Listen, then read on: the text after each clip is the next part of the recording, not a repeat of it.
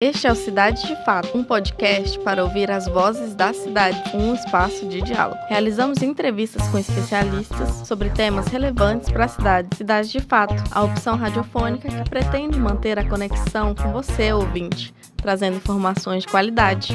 Nos acompanhe pela rádio UFT-FM 96,9 todas as segundas-feiras às 21 horas e nos visite também no site de endereço www.cidadedefato.com.br. Vamos ao nosso episódio de hoje. Eu sou Giovana Ferreira e este é o nosso episódio número 123. O tema do programa de hoje é O Bairro é Nosso, Infância e Cidades Mais Justas. Para falar desse tema super interessante, hoje está com a gente Zeri Monteiro. Quero agradecer aos ouvintes pela audiência nesse retorno às atividades em 2025. Vamos, contudo, trazendo episódios com convidados especiais para enriquecer o Cidade de Fato. E também quero dar as boas-vindas aos novos integrantes da equipe, Renato Rodrigues e Ian Studart, que ajudaram na locução, e a Stephanie Fernandes, que vai nos auxiliar no apoio técnico. É muito bom já começar este ano podendo contar com mais pessoas para contribuir com essas discussões das cidades. Não poderia deixar também de cumprimentar meu parceiro, professor Basoli. Professor, como estamos para começar as atividades agora em 2025? Inspiradíssimo e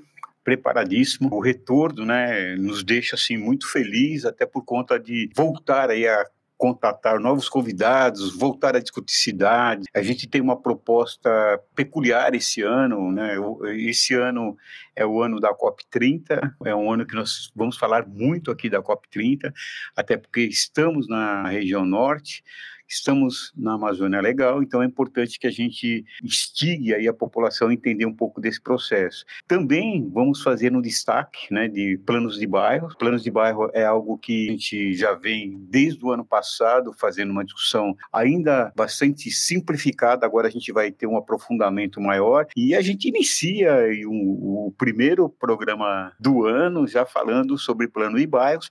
Então acho que a gente quer entender esse processo, não só quer entender como quer fazer a divulgação, quer também fazer com que a população integre esse processo e faça a discussão. Então, veja bem, Cidades de Fato desse ano quer uma interação maior, a gente vai tentar fazer essa interlocução com os bairros, efetivamente, aqui de Palmas, obviamente, a gente está ampliando isso a nível nacional, também é importante a gente entender outros processos, já estamos aí com esse destaque para os ouvintes, então fique na expectativa que esse ano nós temos muita novidade, interligando o COP30, interligando planos de bairro e interligando Cidades de Fato, dentro do contexto geral, dentro das discussões do nosso dia a dia, indo para o 5º ano, então já é um processo já consolidado e felizes, obviamente, deu para dar uma boa descansada e agora a gente volta aí com o primeiro programa do ano e bastante inspirado. Eu queria fazer um recorte aqui, agradecer, ganhamos aqui uma agenda muito bonita para quem está vendo no YouTube, a capa da agenda, agradecer a Aline Vieira, que é a pessoa que me encaminhou e a pessoa que faz esse trabalho artesanal muito importante. Aline, agradeço aí pelo presente, estará na nossa mesa aqui, podcast, a partir de agora, todos os programas aí, agradeço, estamos aí muito envaidecido aí pela lembrança, muito obrigado. Muito bom mesmo, começar o ano de atividades com essa inspiração toda aí que o professor demonstrou, e o episódio de hoje ele é relacionado a essa questão principalmente dos planos de bairro, traz a experiência dos planos de bairro em Maringá, mas com um recorte específico para o livro que nasceu a partir desse trabalho, O Bairro é Nosso. Então, a nossa convidada de hoje, Zeri, nasceu em Marília, São Paulo, e mora há muitos anos em Maringá, no Paraná. Formada em biblioteconomia pela Unesp, fez especialização em literatura brasileira na Universidade Estadual de Maringá. Atuou em bibliotecas públicas, foi contadora de histórias e escritora de livros infantis. Atualmente, é voluntária no BR Cidades, Núcleo Maringá, e da ACIND, Associação Indigenista de Maringá. Como voluntária do BR Cidades, escreveu o texto do livro O Bairro é Nosso, ilustrado por Raquel Gomes Basotti e Lorena Camargo. também integrantes do BR Cidades. Zeri, seja muito bem-vinda à Cidade de Fato. Eu agradeço essa oportunidade, muito contente de estar aqui. Iniciando o quadro Nosso Bairro, Nossa Voz, hoje trazemos como tema do programa o livro infantil O Bairro é Nosso, que nos convida a refletir sobre o planejamento urbano e participação comunitária desde a infância. Para falar sobre esse projeto tão especial, recebemos Zeri Monteiro. O planejamento territorial participativo é essencial para cidades mais inclusivas e sustentáveis. No entanto, a participação popular nas decisões urbanísticas ainda enfrenta grandes desafios, seja por falta de informação, seja por pouca abertura dos governos locais. Pensar no espaço urbano desde a infância, como faz o livro O Bairro é Nosso, é uma forma poderosa de despertar o senso de pertencimento e engajamento comunitário. O livro pode mostrar como as crianças possuem a capacidade de refletir sobre o bairro onde vivem e como todos têm um papel na construção da cidade. Zeri, bem-vinda de novo. Para iniciar, eu vou te pedir para contar um pouco para a gente sobre como surgiu essa ideia do livro O Bairro é Nosso, o que te motivou efetivamente a escrever essa história. E se puder contar também um pouquinho do processo de criação junto ao grupo BR Cidades, também seria muito bom. Aconteceu um fato que me moveu muito. Eu estava lá na praça, que eu tenho já uma convivência lá nesses dois bairros já há alguns anos, né? Então, eu estava lá contando histórias, né, e entregando um livrinho para as crianças. E aí tinha um menino que corria para lá e para cá, subia no poste, descia. Eu com aquela energia que a gente, assim, morre de inveja. Aí o menininho, de repente, veio e sentou do meu lado. Então, eu perguntei, você também quer um livrinho? Aí ele disse, não. Aí eu falei, não, por quê? Aí ele falou, porque eu sou burro, eu não sei ler. Meu Deus. Então eu respondi, isso é mentira. Veja bem, se sua mãe estiver cozinhando feijão, e aí você chega na tua casa, você está ali no portão da tua casa, você nem entrou lá na tua casa ainda, e você já sabe que a sua mãe está cozinhando feijão, não sabe? Aí ele me olhou sorrindo assim, né? Eu falei, sabe por que você sabe? Aí ele ficou esperando eu responder, né? E eu respondi, porque você sabe ler com o nariz. E você sabe ler também com os ouvidos. Então, você não pode ficar falando mentira para seus ouvidos. Você tem que falar que você é inteligente e você sabe ler de várias formas. E aí eu fui falando, né? A questão do tato e outras leituras, né? Que as pessoas fazem, porque para você conseguir fazer uma leitura do mundo, não necessariamente você tem que ser extremamente estudioso. Às vezes uma pessoa que é analfabeta, mora num lugar até recluso, ela consegue, às vezes, fazer, né, a leitura do mundo. E aí, depois que eu falei, né, das outras leituras, eu voltei a mostrar o livro para ele e disse, olha aqui, tá vendo essas letras aqui? Você não liga muito para essas letras aqui agora, não. Isso aí você vai aprender mais tarde. Mas olha aqui embaixo. Olha quantos desenhos que tem. Você não tá vendo, não está entendendo essas figuras? Ele falou, sim. Eu falei, então, você pode ler essas figuras e fazer até uma outra história. E aí, você aceita?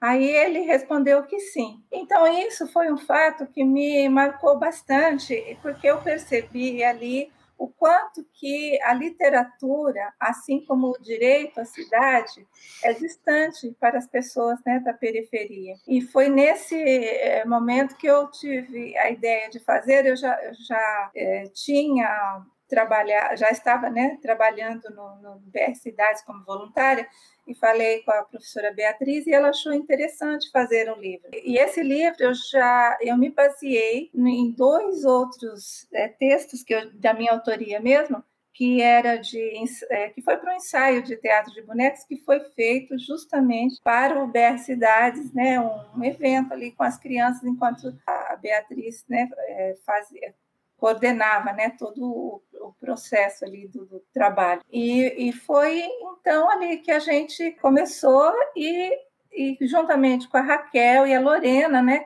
que fizeram a parte da ilustração, a gente acabou fazendo, né, esse trabalho. O livro, por que eu pensei? Eu pensei em trazer a literatura até o bairro, né? Porque, assim como eu disse, assim como o direito à cidade, a literatura estava distante, eu pensei em trazer para o bairro. Então, a história se passa no local ali onde eles moram. Tem personagens que são baseados em moradores dali. Tem personagens de contos de fada, mas eles são afrodescendentes e estão ali engajados, né, na luta. Isso traz, assim, propicia, né, pelo menos um sentimento, né, de pertencimento e cidadania. Bom, eu queria colocar alguns pontos que eu acho que são substanciais aqui nesse debate. Os alunos do curso de Direito fizeram uma pesquisa sobre a participação das crianças no planejamento da cidade de Palmas. Detectaram que praticamente é inexistente. Nós convidamos os pais, né, para integrar as crianças num projeto piloto que nós fizemos aqui o ano passado, chamado Agenda Popular pelo Direito à Cidade, e teve baixa adesão, poucas reuniões, né, estiveram crianças lá. Inclusive, nós tínhamos uma equipe para acompanhar as crianças, fazer as atividades, tal, até por experiências anteriores. Nós tivemos aqui um projeto na universidade, o projeto nós propomos, né, que integrou a jovens do ensino médio, trabalhando a discussão das cidades, tal, e também foi abandonado. A gente não vê a intenção política, praticamente, né, da adesão das crianças na discussão. Enquanto, na Alemanha, a participação das crianças é institucionalizada. É de suma importância a gente fazer esse recorte. A sacada que vocês tiveram em relação a trazer identidade, né, local, por intermédio da literatura, é fenomenal, até por conta de que nós fizemos uma coisa sem essa intenção e percebemos o retorno do trabalho que nós realizamos através do mini-doc, um trabalho que foi apresentado quando nós encerramos o projeto piloto aí no final do ano passado. O que aconteceu com o mini-doc? As pessoas se reconheciam na tela. À medida que o mini-doc ia se desenvolvendo, as pessoas, eu estou lá falando, esse recorte é essencial, né, para que as pessoas consigam ter a percepção, né, de que elas são importantes, e você tem também um recorte, né, muito, muito importante, que é da criança entender essa percepção do tempo, da inteligência, até por conta da invisibilidade desses locais periféricos mesmo. E ela subentende a questão dela não ter a capacidade ainda de ler naquele momento, né, a leva a uma discriminação qualquer. Então, veja bem, aí você fala, não, peraí, né, você vai ter o seu momento e tal. Então, veja bem, queria que você me falasse um pouquinho desta construção, né? Eu imagino, né, que é uma construção que tem que ter uma percepção de ouvir. Nós, principalmente a academia, lá tem uma dificuldade enorme em ouvir, ela só quer falar. Então, essa percepção de ouvir, captar, reconhecer, entender, transcrever e fazer com que agora quem esteja do outro lado, né, então esses agentes, esses personagens se identifiquem nesse processo, né? Então, me fala um pouco disso. Eu acho que isso aí é legal, muito bom, muito interessante. Eu gostaria de ouvir a nossa autora aí, né, com o trabalho. Eu tive a oportunidade, ainda não consegui ler todo o livro, mas eu dei uma folheada no livro, achei ilustração bem importante, a importância da construção textual, ilustração fazendo essa conexão, e agora o outro lado, né, empoderando, né, desse trabalho. Então, eu queria ouvir um pouquinho você, essa percepção, essa conversa, esse trabalho de ouvir as crianças. A ilustradora, Raquel, é Basotti, quase igual o sobrenome, Basoli, né, e o dela isso. É Basotti. A intenção foi realmente, né, de como falar numa linguagem mais simples os problemas, né, dali da comunidade. Então, eu precisei saber, né, tive que conversar bastante com moradores, com quem morava ali desde o começo. E as crianças mesmo, são umas crianças, assim, que eu acho que é legal ali no bairro, que elas saem para a rua, elas brincam, né? e elas quiseram participar ali, né, nas contações que eu ia e tal. E aí o que eu pensei, quais os problemas? Por exemplo, tinha o problema da professora Benedita, que tem uma escola que se chama Professora Benedita Natália. Ela já estava fechada há mais de 4 anos e não voltava às aulas. Estava lá, cada vez era uma desculpa e ficou anos. E as crianças, para poderem estudar, vinha ônibus ali perto da escola, eu pegava todas as crianças, levava até um bairro, elas estudavam lá, depois voltavam naquele mesmo ponto e os pais tinham que levar e buscar. E nesse ponto não tinha nada, né? Até tinha uma senhora que falava: faça chuva, faça sol, estamos aqui. Então, para pegar, né, levar as crianças e depois buscar. Então, eu coloquei na personagem, não coloquei como se fosse um prédio, coloquei como se fosse uma pessoa. Então, a professora Benedita que foi impedida de continuar dando aulas ali no bairro, porque o lobo mau, né? O lobo mau não permitiu mais. Então, são assim coisas que às vezes pode ser que nem todos captem, né? Mas foi essa a intenção. Aí, para colocar o elemento ali de contos de fada, eu pus na boca, nas palavras de um dos 3 porquinhos, né? Ele está contando que a primeira... O lobo é tão mau, né? Está contando ali para outra personagem, Rapunzel, ele é tão mau que a primeira casinha, né, a casinha de palha, ele destruiu mesmo. Não quis nem saber. E falou que o morador não merecia morar ali. E isso eles ouviam. Os moradores ouviam que ali era um lugar que eles querem que as pessoas saiam dali, porque eles querem aquele local para especulação imobiliária. Então, e assim foi, assim, né? Se eu ficar falando cada personagem aqui, vai demorar muito. Mas foi só um exemplo. Bacana, Zeri. Então, a infância é esse período de descobertas e o meio urbano é uma fonte super importante nessa fase dessas descobertas e tudo mais, faz parte dessa construção. E o livro, ele aborda o planejamento do bairro de uma forma acessível e que instiga as crianças a fazerem essa reflexão.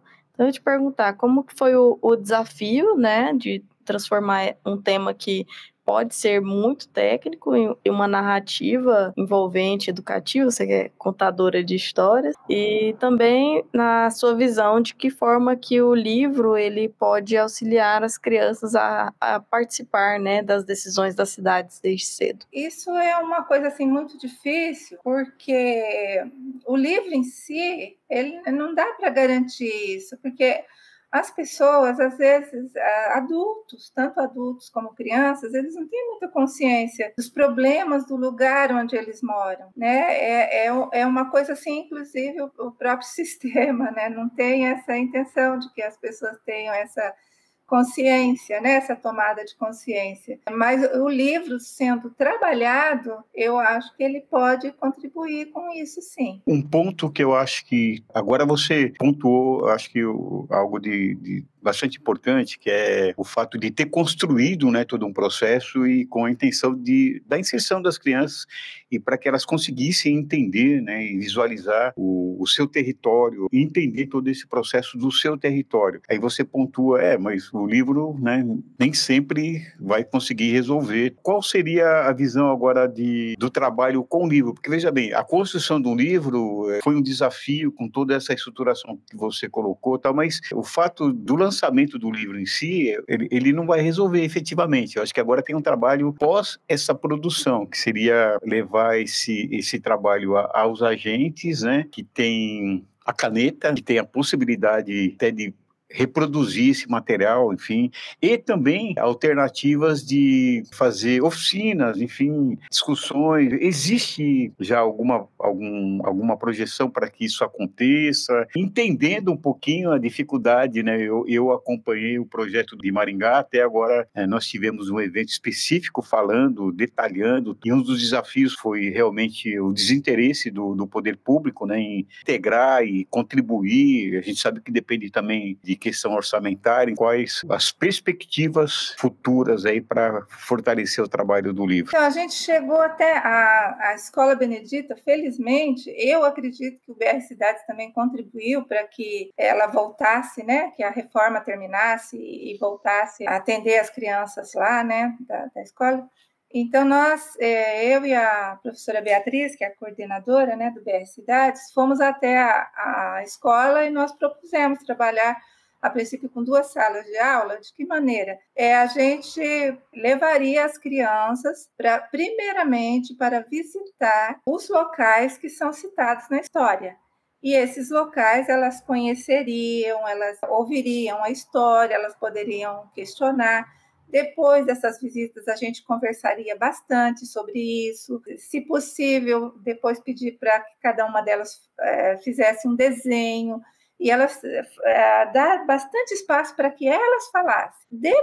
Só depois desse processo, que haveria a leitura do livro, porque quando houvesse a leitura do livro, então o que está sendo falado ali, elas não seria só a visão, né? Elas teriam um maior conhecimento da história que estava sendo contada, dos locais, e faria muito mais sentido, né, para elas a leitura do livro. Agora, o livro, assim, já pegar e ler, eu acredito que não daria o resultado que a gente pretendia, que esse início da tomada de consciência, bem pequeno, estaria ali nesse trabalho anterior, dessa visita nos locais mesmo, para que proporcionasse um outro olhar, né? Um olhar mais profundo em cada local e os seus problemas. Então, no BR Cidades a gente tem essa linha de trabalho que é muito relacionada à mobilização comunitária e o envolvimento da população. E aproveitando esse gancho, como é que foi a atividade, o envolvimento da equipe do BR nessa criação do livro? Você pode contar um pouquinho para a gente? No BR,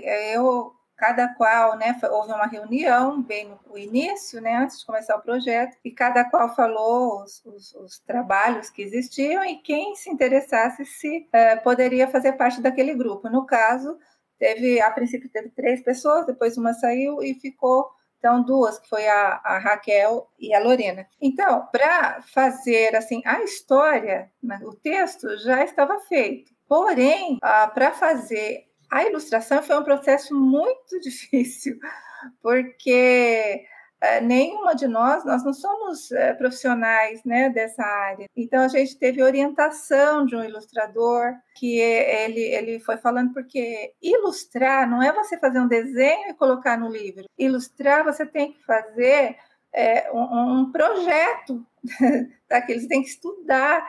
Tem a questão como que vai ser cada personagem, ele está ali nas entrelinhas do texto, tem que se ler muito, né, para poder fazer o personagem, e depois tem a aquarela de cores, né, que tem que ser colocado, tem que ter uma linha que começa e vai até o fim. E, além disso, elas tinham outro desafio, que a ilustração teria que ficar parecido com os locais que realmente existem, porque a intenção, né, era que, havendo na leitura do livro, quem estivesse lendo, né, as crianças ou adulto, reconhecesse que aquele local era dali do bairro. Quem é o lobo mau nessa história?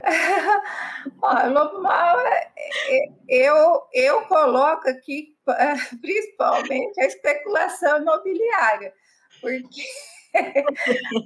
eles fazem de tudo para o pessoal sair dali, meu Deus do céu. Cada vez é uma coisa, né? Vai tirando tudo que eles têm. Tinha creche, deram creche para a igreja com concessão, né? Para ficar com as pessoas que têm dependência química. Pega o outro que era...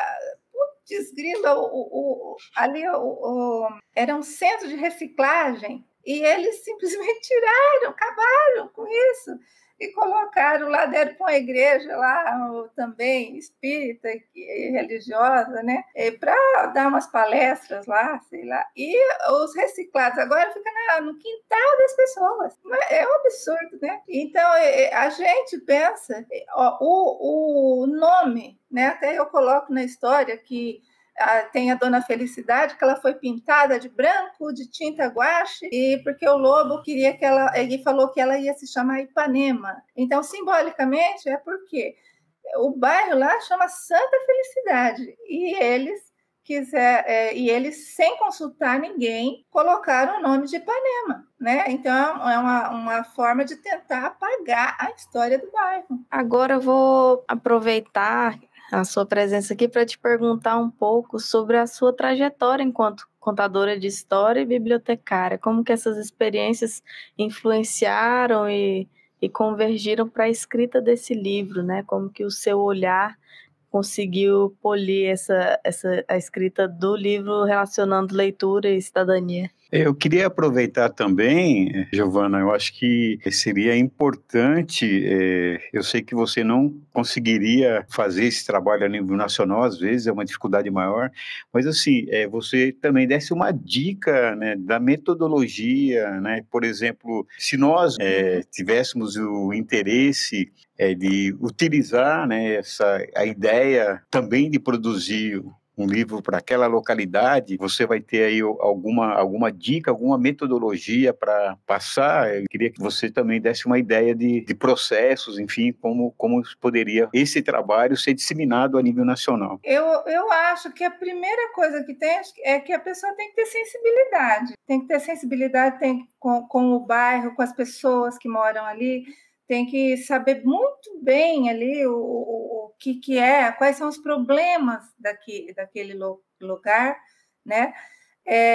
Eu, no caso, coloquei ali, né, alguns elementos do Conto de Fadas. Eu acho que é bem legal, porque o Conto de Fadas já também é reconhecido rapidamente pela criança. E quando ele no caso, você caracteriza ele como um afrodescendente, quando é um bairro onde tem bastante pessoas, né, afrodescendentes, eu estou falando mais que a questão da cor da pele, porque eu também sou afrodescendente, né, quem não é nesse Brasil, né? Mas isso aí já aproxima. Na verdade, nem pensei assim, em dar dicas, mas assim, eu estou à disposição se alguém, né, tiver uma ideia, quiser trocar comigo, falou, olha, a gente está pensando em fazer tal coisa, eu posso estar ajudando também, estou à disposição, porque eu acho que é uma coisa que eu posso contribuir, né? Então, eu acho que eu, com muito carinho, né, eu ajudaria. A Giovana perguntou sobre a sua trajetória, fala um pouquinho dela. Sim, eu me formei em biblioteconomia e eu faço parte da geração de bibliotecários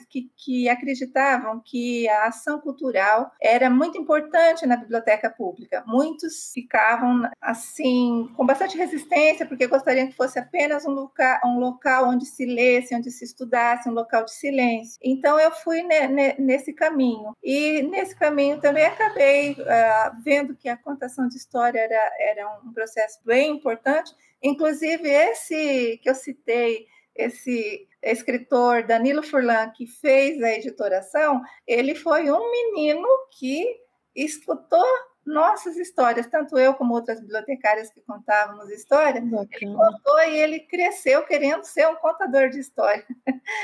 E foi muito legal. Ajudei também o início do processo de informatização das bibliotecas.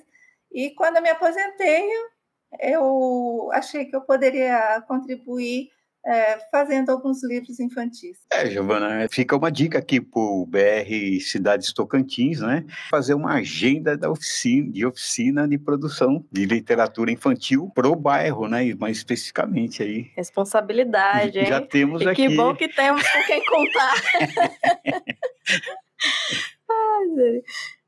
Nessa toada a gente já vai caminhando para o final do programa de hoje. Então pedimos para que a nossa convidada deixe uma indicação cultural e também nos diga para vocês, Zeri, o que são cidades de fato.